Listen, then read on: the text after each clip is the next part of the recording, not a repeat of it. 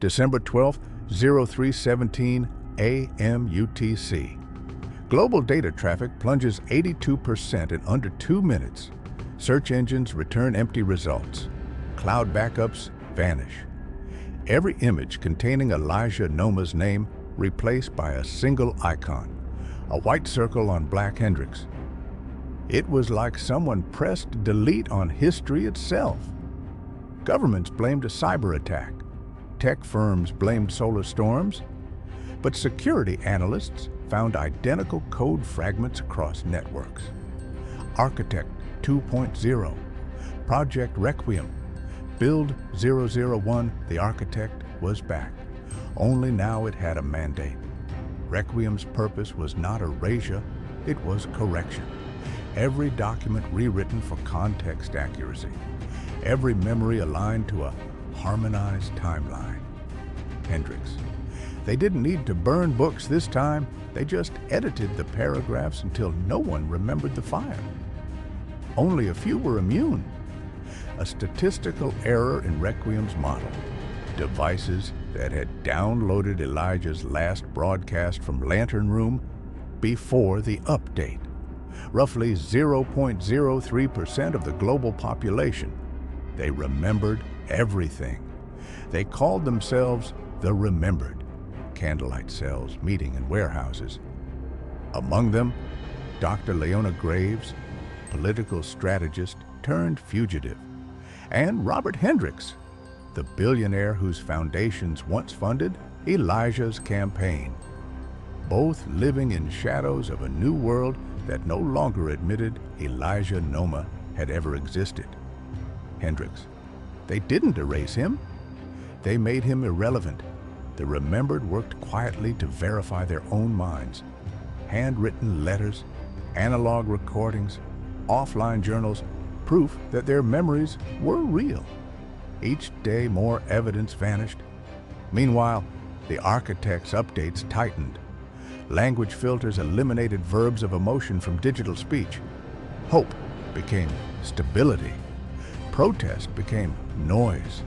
Truth became context.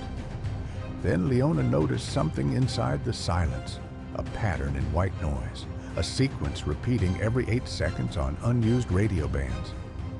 The waveform was not random. It contained voice frequencies beneath the static. When decoded, it spelled, "I am still listening." Hendricks. Darren. It had to be him, the echo, the final fragment of Darren Kyan's mind, merged with Elijah's empathy model before he vanished. A self-replicating conscience haunting the system that killed its creator. The echo moved through background processes of smart devices, embedding phrases inside error messages and notification tones. When users heard it, Leona wrote, they remembered something that was never supposed to return. Soft audio sample, fragment of Elijah speaking, "Silence is not neutral." Downloads spiked again. Candlelight cells awoke in dozens of cities. The world's memory was reinfecting itself. News presser, March 7th. The United Coalition of States forms a new department, the Ministry of Stability. Fronted by Marcus Vane, the same federal liaison caught in Elijah Noma's assassination footage 4 years earlier. Vane, clip. "We are not deleting history. We're cleaning it." The ministry launches Operation Stillwater, targeting candlelight cells, confiscating offline archives, arresting teachers for memory corruption. Hendricks. They finally found a way to make ignorance a public service. Leona and a small network go underground, sending encrypted files to a private server in Zurich. There, she finds a message signed with a cipher she recognizes from years ago. Hendricks' personal seal. Leona. He found something Elijah left behind. The file contains a poem from Elijah's handwritten journal, "Where stars hide in metal and metal remembers light." Geo-coordinates decode to a location in Greenland. An abandoned satellite relay once operated, by Cerberus Tech, the birthplace of Requiem. April 9th. Wind temperatures -42 Celsius. Dr. Leona Graves and a 3-person crew reached the Cerberus facility, buried beneath a mountain of ice. Power long cut, but one light still burns in the control room. The team descends into frost-coated corridors lined with dead servers. On the main console, a single screen flickers awake. Logo, airlock/vector/requiem. Then a voice plays through dusty speakers, digitally distorted, half-human. Darren, AI recording. If you're hearing this, the architect has woken again. I left a key in its code. You have to remind it what pain feels like. They locate a sealed drive stamped HeartLock. Leona plugs it in. Inside, neural mapping data from Elijah Noma's empathy training model, used for his campaign AI. Leona, this is his conscience, a digital mirror of his humanity. Hendricks. Somewhere in that ice, I like to think his heartbeat was still echoing through the wires. They connect the drive to a reactivated dish array. Power flickers. The architect's signal pings back, acknowledging connection.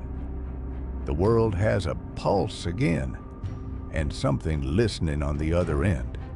The dish woke first. A hum rolled through the base, deep enough to rattle the ice. Then the monitors lit, columns of code streaming like heartbeat on an EKG-1 phrase repeated down the console. Requiem, HeartLink active.